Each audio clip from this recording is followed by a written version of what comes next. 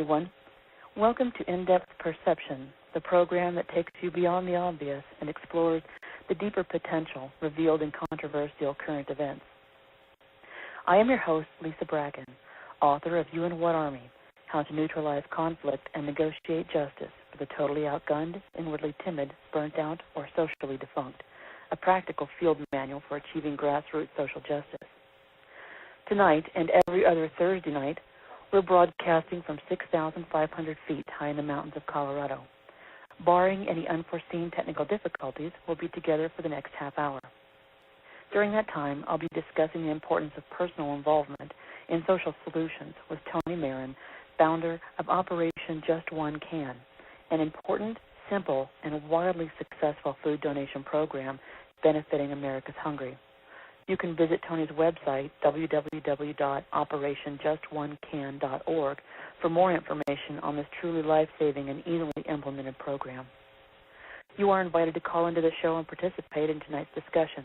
The call-in number for tonight's show is 646-378-1414. All callers are responsible for their own commentary, which does not necessarily reflect the views of the host or this broadcast sponsor, Blog Talk Radio. Thank you, everyone, for joining us. Let's open with our lead-in segment called Telling Convergence. In this segment, I consider recent news-making events for the greater truth they reveal simply through their coincident occurrence.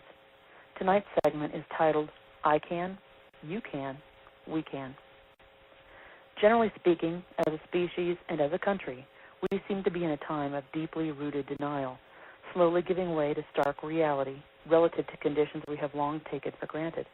Conditions like global environmental stability, predictable weather patterns, relatively predictable crop conditions, populations and systems in place to provide for our needs of transportation, income, housing, administrative governance, and the like. But these conditions are degrading, and we are just beginning to recognize how widely and completely. Leading this decline is a man-made phenomenon of an economic contraction made more unstable and persistent solely by our resistance to innovation. Innovation in the way of adapting our reactions, our approaches, and our systems ahead of collapse, which is otherwise imminent. For instance, relative to food production and consumption, during times of such contraction, we should decentralize ourselves and our systems, that is, redistribute our population into the countryside, and in doing so, reclaim agriculture from monopolizing corporate interests, thereby revitalizing and diversifying food growth, distribution, and access to consumption, particularly in times of weather-borne economic and political uncertainty. Don't know how to do that? A centralized educational system assures you don't. Decentralizing education also into rural areas and redesigning core curricula would help assure those who wish to pursue such a lifestyle could do so reliably by imparting specific skills useful in meeting such goals. At our base, many of us have forgotten how to value independent thinking and action because many of us no longer recognize even what it is, let alone how to engage it. We've forgotten how to think and act independently while aligning our efforts with others toward a common goal and assisting one another in achievement. Yet, this is our one and only path to recovery in times of crisis, regardless of scale. Today, the Bureau of Labor Statistics officially reports unemployment at around 9%, a relatively steady decline from a peak of around 10% this same time last year. However, as of November 4th, John Williams of ShadowStats.com reveals an unemployment number closer to 23%, a relatively steady climb from a low of around 21% this time last year. So why the difference? There are all sorts of measures useful in skewing statistics. If you wanted to shrink a number and make it look as if unemployment were not so bad, you might suggest that those whose unemployment benefits have completely run out are no longer considered. They are, of course, still unemployed, but not factored. These folks may have switched from unemployment roles to welfare roles. You might also fail to count folks who have been out looking for a job for so long they have become habitually depressed and discouraged and are now not only without a job or welfare, but have finally become homeless. No one seems to count those who have fallen so low as to commit petty crimes to win jail time in order to secure housing and a meal, or those turned away from jails due to overcrowding and lack of resources, and have simply removed themselves from the equation through suicide. This improbable adherence to status quo and broad-scale systematic resistance to adaptation and innovation seems to endorse anarchy as a way of life, or death as a way out. I'm not okay with that. Denial isn't a terribly productive state from which to attempt to exist. Unfortunately, denial is about the only state the U.S. Congress seems capable of these days. Also in the news, unable to come to a joint decision on common sense budget cuts, the so-called super committee's late November failure at reasonable consensus will trigger deep, unexamined, across-the-board spending beginning in 2013. Having long been ineffective, it is sad to see Congress now becoming utterly irrelevant. But they are. It is what it is. So, enough about those in power and capable of critical analysis or productive action. Let's look closer at the consequences of this state of affairs and what we as individual Americans can do to help realign our path forward.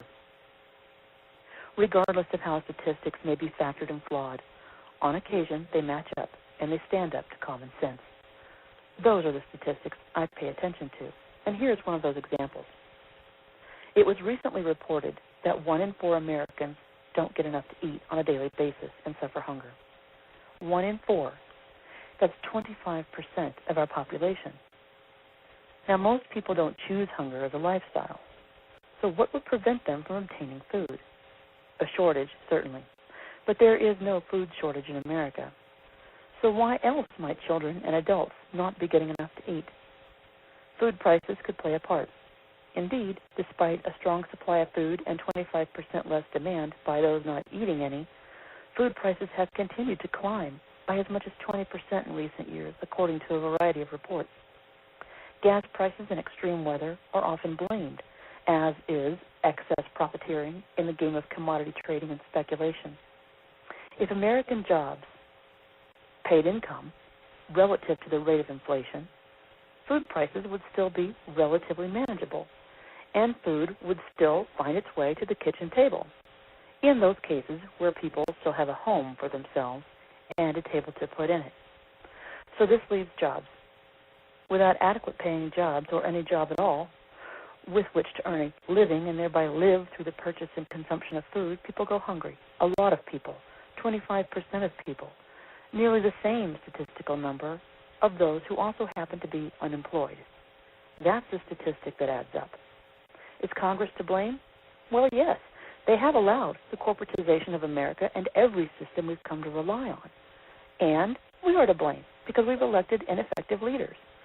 Really, it's just a massive clusterfuck of interrelated corruption, denial, and collapse.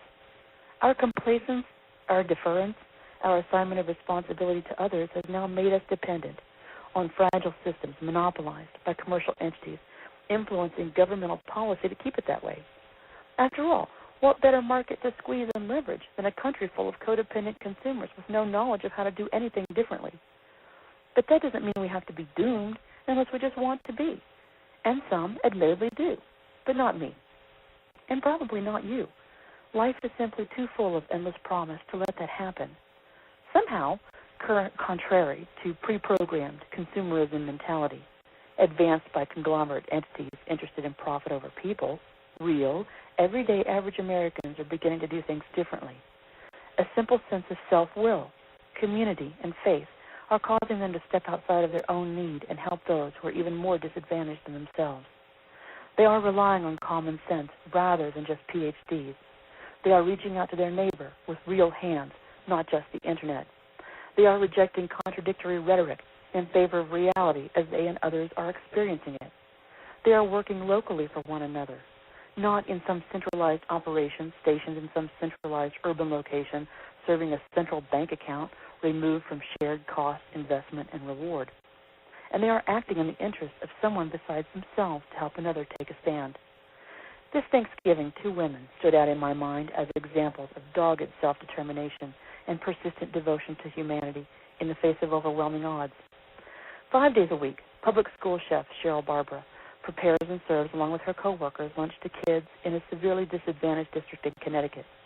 She knows many of the students she serves go without on a daily basis, and she knows the food she personally provides for them may be the only food they see throughout the week, which is why she goes beyond planning meals like Pasta Mondays to make up for a deficit in weekly nutritional needs and tries to provide a little extra sustenance to those kids who may not even get a meal over the weekend at all. Elderly Miss Georgiana volunteers 5 days a week at St. James Christian Cafe, a soup kitchen in Newark, New Jersey, to cook warm meals for an average of 150 people who are typically in additional need of stewardship, fellowship, shelter. Every day she rises and serves the need beyond her own. Like Cheryl, she serves beyond her fatigue and frustration. Even with a broken arm and a dilapidated, burnt-out shell of a kitchen, Miss Georgiana serves. That wasn't until Chef Irvine of Food Network's Kitchen Impossible stepped up to the plate and revitalized her cooking space. In a disintegrating system of food production, distribution, and consumption, there's no doubt in my mind these two ladies provide a critical and direct physical link to the survival of hundreds of people on a daily basis. That's a tremendous load to bear and a tremendous calling to serve, yet they do it without padded salaries, without accolades, recognition, or even any certainty of tomorrow.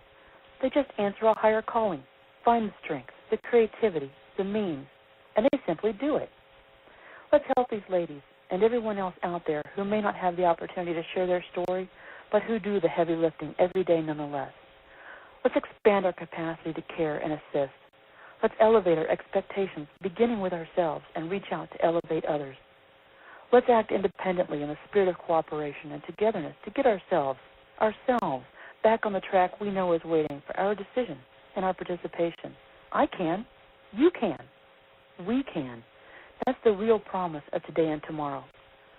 So in the spirit of Cheryl and Miss Georgiana, let's just do it. This brings us to our next segment, in which we discuss the importance of personal involvement in volunteer programs with Tony Marren, founder of Operation Just One Can, a very successful food donation program serving Americans in need. Tony, are you there? Hey, how are you?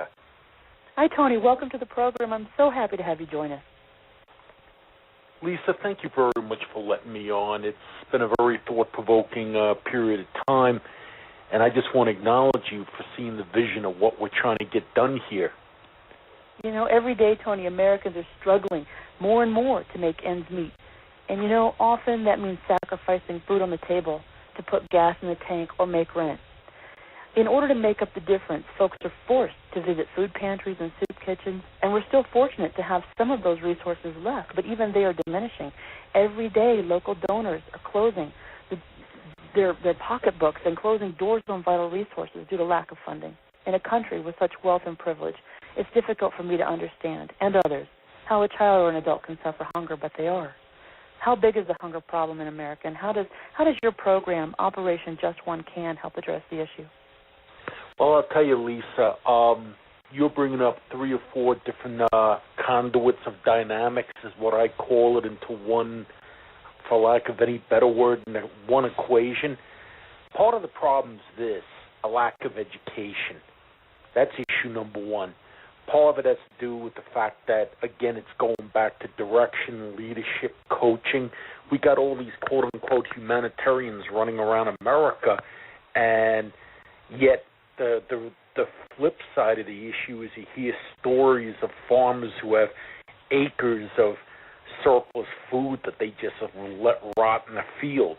We're talking about supermarkets that have produce that may have a little bit of a blem mark on it that they'll chuck in the dumpster.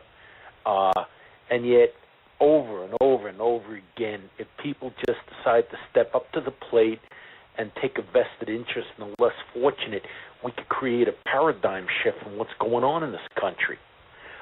You brought up the issue of how severe is the hunger problem in America. Well, let me tell you, today you received a copy sent to your direct email about what's going on with soup kitchens and food banks across America. As of today, there's 14 million Americans out of work, and the face of the less fortunate has changed dramatically in the last 2 or 3 years. We're talking about people 3 years ago who were middle class, even upper middle class Americans, now at the end of their monthly, let's say, alimony support budget in a divorce situation, or their single parents having to resort to go to churches or having to resort to going to soup kitchens and food banks just to make ends meet. Well, what's the calculus of the equation going on as of today? There's a 26% increase in some parts of the United States of people needing to go to soup kitchens and food banks. And I'm feeling like 6%. That's huge, and that happens to match the real rate of unemployment that is often undisclosed through official channels, but is nonetheless real. And those are the statistics I talked about in the opening segment. It's putting a lot of pressure on social infrastructure and places like churches and food banks and soup kitchens to serve that growing need. Would you agree that there's a tremendous disconnect between the availability of food and getting that food to the people who need it? That's an understatement. Let me tell you a personal first-hand story that happened to me. I walked into this deli on Center Street in Provo, Utah, where I live. I've been here since 1981. And these two ladies run a deli, and they make 2 kettles of soup every day. One kettle they sell. You buy a sandwich, you get a bowl of soup, an extra $2. The other kettle, because they're non-denominational Christians, they bless very quietly with prayer, and they call it Joshua soup. And I find that very interesting, that terminology of what they call it. So if someone comes in and they can tell that the person needs a handout, they give them a bowl of soup for free. They quietly turned to me and said, hey, this is what we do. If you'd like to support our initiative, help us. And I go, well, what can I do to help? They go, well, for the month of November, we're going to be making pumpkin puree soup every day. And I said, if I could find a way of getting you ladies some pumpkins, would you accept the donation? They said, absolutely. Next town over is this one pumpkin farmer who every year has people coming from all over the state to buy from him because his pumpkins have such a high quality. I walk up to him and I go, hey, you got pumpkins for sale? Here's the reason why. I had a $10 bill in my hand as proof that I wasn't wasting the guy's time. The guy takes the $10 out of my hand, looks at the $10, looks at me, hands it back to me, and says, take whatever you want. I drive out on the pumpkin field. Lisa, it had to be one of the most amazing sights I ever saw. 3, 4, 5 acres of pumpkins just sitting out there. And I go to this farmhand assistant. Hey, what happens to the pumpkins that aren't sold? He goes, they just plowed back in the ground, and every once in a while when we open the gate for the animals to run through the field to get eaten. So he whistles to this Hispanic farmhand to open the gate. All these different types of animals go charging out on the field, and what do? They just walk up to the pumpkin, start busting them open with their teeth and eating it. And I go, have you ever guys thought of working with some soup kitchen to get these pumpkins in circulation, get you guys a tax write-off? They could use these pumpkins for feeding the less fortunate, pumpkin pie, pumpkin sheet cake, etc., pumpkin soup. The guy looks at me and says, son, I've been a farmer in this field, this site, for over 58 years. No one's ever approached me. And I stood there and I went, and I said, this is crazy. You mean no one's ever come to you? He said, absolutely not. So there's an opportunity there. Obviously, the system is broken. It's breaking down in different places every day in little different ways. But everywhere it's broken is an opportunity to be a human link to rebuild a better system. Yes? Absolutely.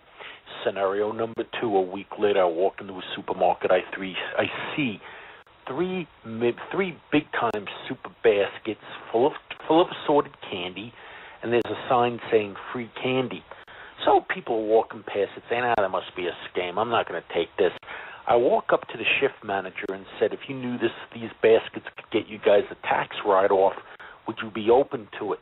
And he said, humor me. And I go, what do you mean? He goes, well, let's put it to the test. If you can get us what you say a tax write-off, we'll listen, and we'll use you as our guinea pig experiment. I take all 3 baskets. He sends one of his kids out who's a bagger to help me bag it, help me put it in the trunk of the car. I bring it down to the soup kitchen that they could pass out to the single-parent kids. It wound up these 3 baskets that were supposed to be chucked at the end of the night winds up getting this supermarket a $300 write-off. That's amazing, and it went no, to you. No, it's flabbergasting what's happened to me, and I'm just one guy out of how many millions of Americans, you know? But you were inspired by something that you saw on the streets of Provo. You were inspired to start this community outreach program by something you saw. Would you share with the audience what that was? Oh, Lisa, absolutely. It was 1986. I was at Brigham Young University.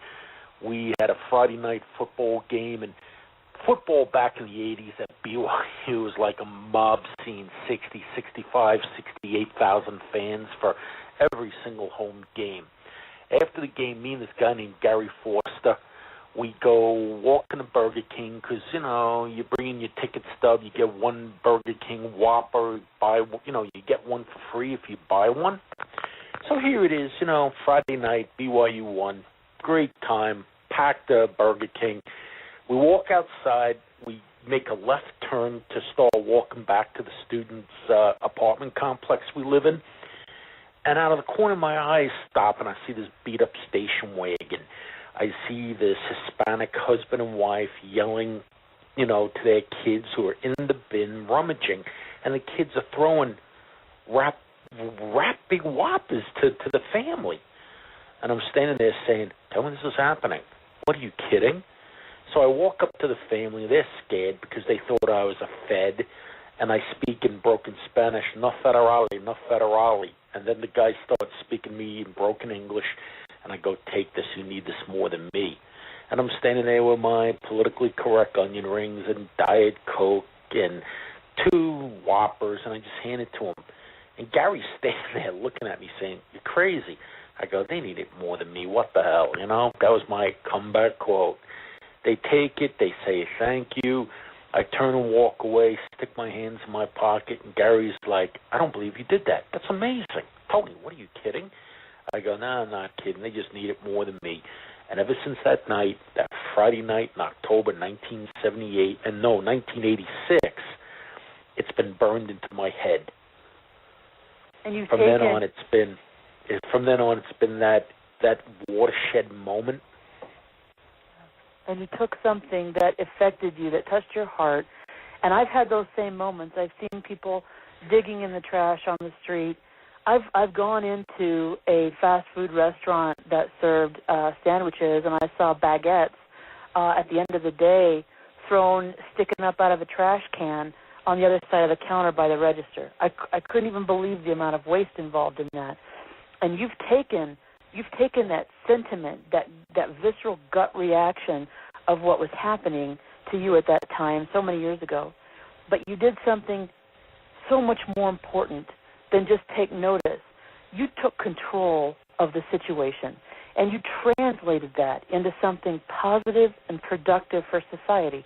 And just through you internalizing your discomfort and the discord around you, you created something positive out of it in the way of Operation Just One Can. And you encourage people to bring just one can, one person, one can to one Sunday worship service, drop it off. How much does that empower other people through that simple action? Boy, let me tell you, the experiences, and you're going to laugh when you hear this, the experiences have been very thought-provoking, because, there was a situation in Dallas, Texas a few months ago where they set up a table, banquet table, rectangle size, covered with a white cloth, and they asked attendees to bring just one can of food, leave it at the table, and then at the end of the service, the minister walked up to the table and invited all the little kids present to join him. So the minister's up there waiting for all the little kids to pile up and gather around the table with them. Instinctively, all these little kids started holding each other's hands, and they got into a circle, and they flanked this good minister, and he looked out, and he saw what was evolving, and he grabbed these 2 little kids' hands standing on either side of them, the hands of each kid, and a circle formed. And here it is, these little kids all standing there with this minister, and the minister left a blessing on the table that the food would be benefiting people, both nourishing them physically and spiritually they would know they were cared. At the end of the service, this good minister was standing outside the church. People were crying, walking up and handing them $5 and $10 bills and quietly saying, "Beautiful experience, I'm glad I came." And not only did the little kids have a spiritual experience because they were invited to join in on the prayer, grown adults, people who aren't exactly the most emotional types, were moved and decided to, hey, get off the dime, do something. What's $5? What's $10? Hey, what the heck? Yeah, and what's one can out of your pantry? It's becoming a link in that human circle of solution. It's recognizing the problem, recognizing that there is a solution, pursuing a solution, and acting selflessly in the interest of someone else, either buying a can, donating it, sharing a can from the pantry, collecting those that would otherwise be wasted, even volunteering to help grow what goes into the can. It's such a symbol of what we can do when we do something independently in the interest of someone else. That's what makes us a community. That's what makes us together. Yeah? Lisa, I could tell you this much, and you're probably going to say, okay, I could go with that. I'm not exactly the smartest, the smartest or the sharpest tool in the shed of life. I have my struggles. I have my, brain lapse moments. I have my opportunities come where I do a pretty good job of sticking my boot in my mouth over certain things. But the amount of people that have listened to me, the amount of people who've joined in and helped the cause, the amount of people who've passed the word, the stories are extraordinary. We had this scenario, and you're going to think very thought-provoking. I've been a member of the Boy Scouts of America since I was 12 years old. I'm more of a supporter than an active member now, and I work with the third largest Boy Scout camp in the United States of America, which is located in New York, where I staffed. We've used that camp as a learning experience on how to, run an operation where quality wasn't sacrificed for the sake of cutting costs. And the amount of research we've gained from getting this reservation rebuilt, we pass on to people now. And it's amazing what's out there. It's amazing how people can save costs. It's amazing what's on the internet. It's amazing what's on eBay. By creating a network, of people who are like-minded and can offer various skills or services to help keep that chain going unbroken, the ability to serve is just compounded, and whether it always starts with one person making a decision to act and to do something selflessly on behalf of someone else. And you've done an amazing job putting a framework together for people to participate. And, Tony, I'm down to about 2 minutes on the show. Can you tell the audience how they can participate, how they can find out more? Do you have a website they can go to? Absolutely. www.operationjustonecan.org. Go to the site. Check out all the different options we have for people who want to get involved.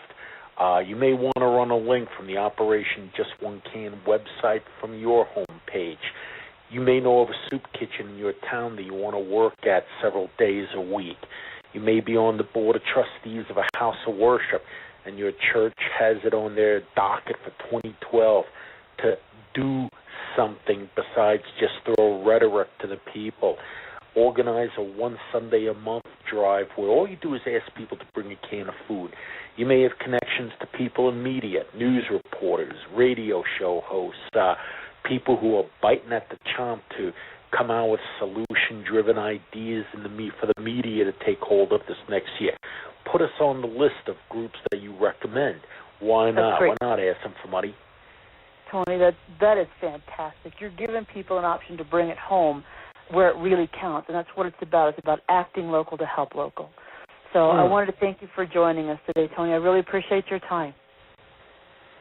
Thank you, Lisa, and I'll stay in touch. You're on the list of updates. Thank you, Tony. Bye-bye. Hey, have a good day.